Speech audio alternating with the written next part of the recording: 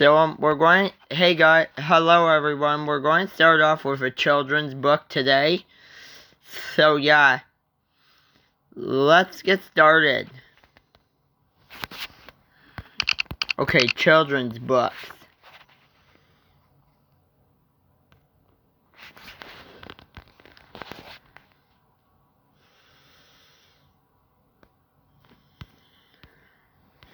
Okay, so I was reading this book called Cinderella.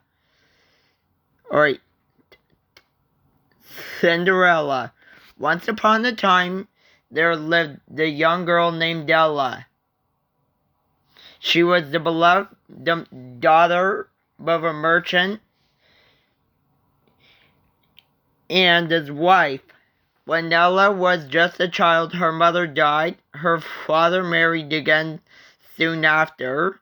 Her stepmother did not like Ella at all. Neither did Ella's new stepsisters. She was much prettier than them. They treated her rather poorly. Since Ella's father always had to go away on business, he did not know how Ella was being treated. While her father was away, Ella's stepmother and stepsisters made her do all the housework. They took away all her pretty things, and since she always covered And since she was always covered in ashes from cleaning the fireplace, they call her Cinderella. On one of his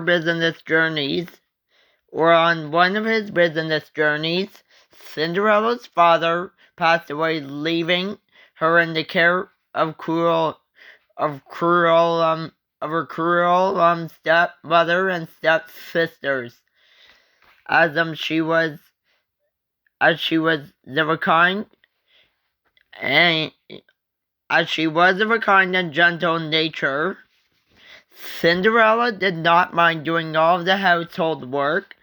One day a very grand invitation arrived.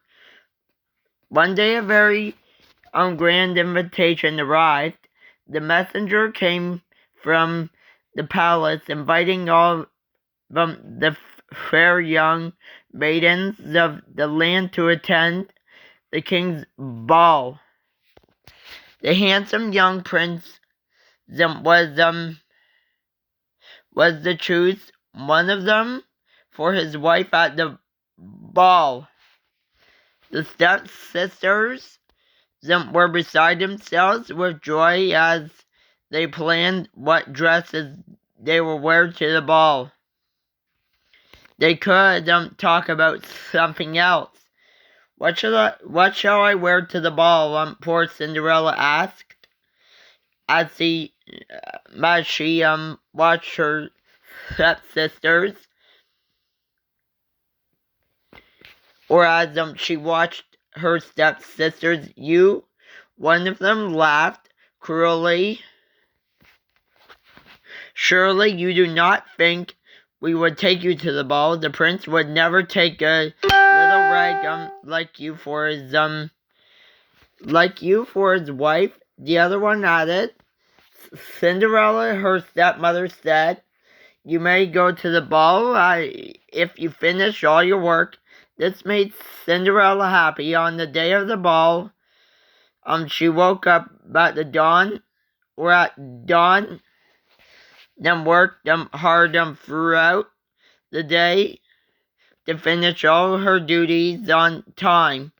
When evening came in, her stepsisters started to get ready to the ball.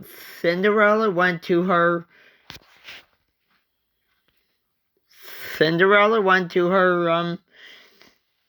"May I get ready for the ball now, as I have finished all the work?" she asked. Her stepmother laughed cunningly and said, "No, you silly girl. I could never dream of taking our servant girl to the ball with us." Cinderella was so heartbroken by these words that she sat down by the fireplace and cried herself to sleep. She did not hear her stepsisters and stepmother leave for the ball. She woke up when she heard her own name being called gently, Cinderella. She woke up surprised and found herself staring at an old lady with a twinkle in her eye and a wand in her hand. "Who are you?" Cinderella asked. "Surprisingly, I am your fairy godmother," she said, smiling at Cinderella. "Why are you crying?"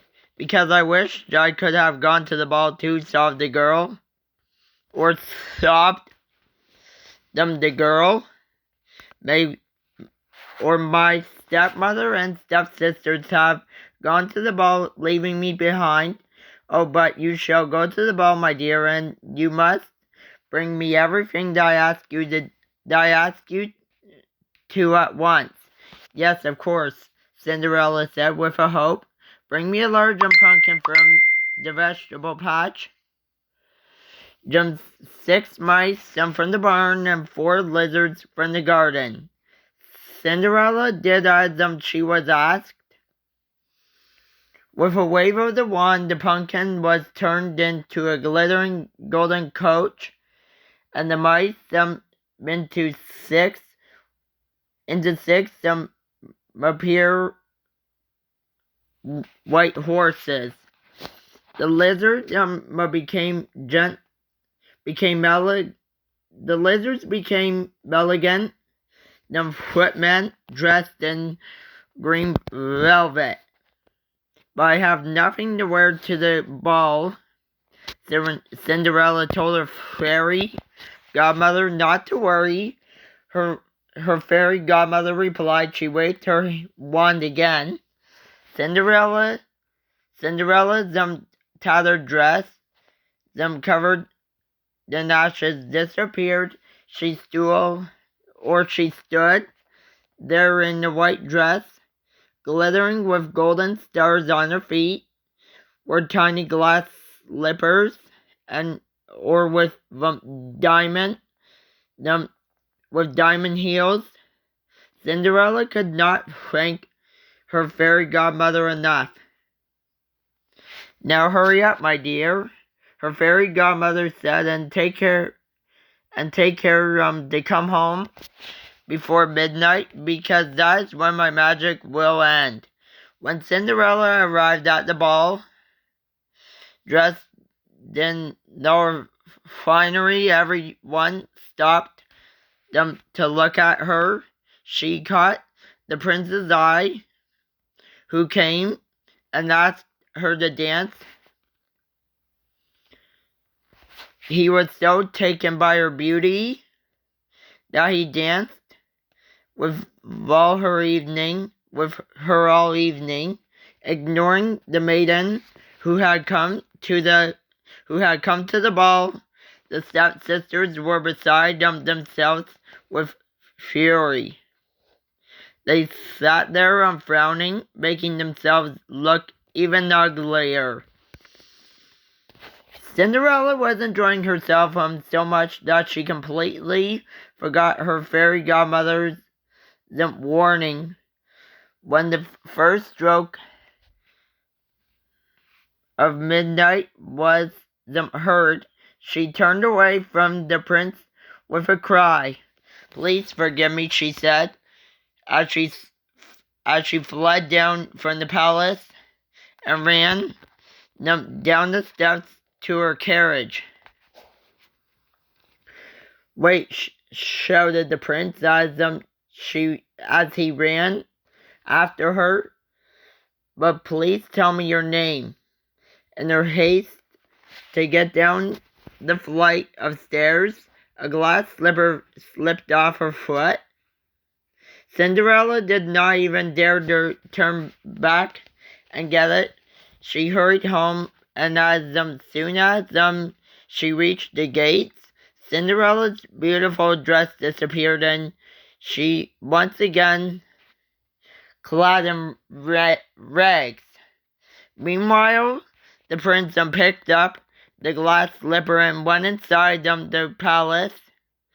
There he declared, "I shall marry the maiden whose foot will fit perfectly into this glass slipper. A messenger will be sent to all your houses tomorrow." Cinderella's stepsisters were furious when they came home, as a mysterious girl had come in and taken away their chance of dancing with the handsome young prince. They found Cinderella sitting by the fireplace and did not think it was their stepsister who was the mystery girl. The next day, when the messenger came from the palace, came bearing the shoe, the stepsisters were eager to try it on. Unfortunately, it was too tight for one and too loose for the other. They were dismayed. But as dismayed as the messenger, "Are there any other maidens in this house?" he asked.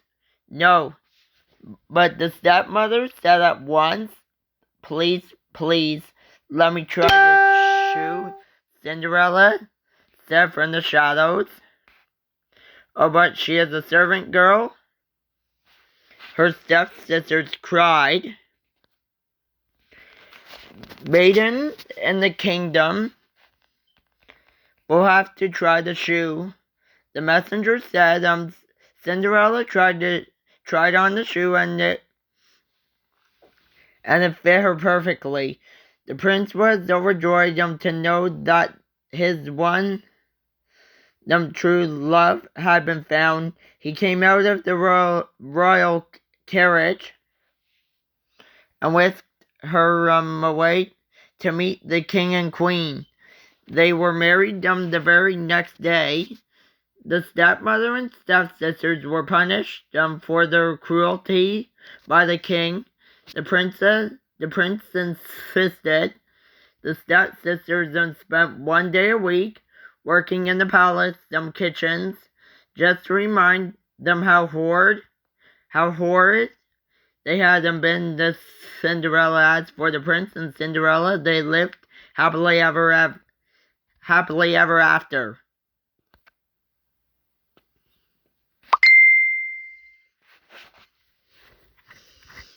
And that was the end of the story.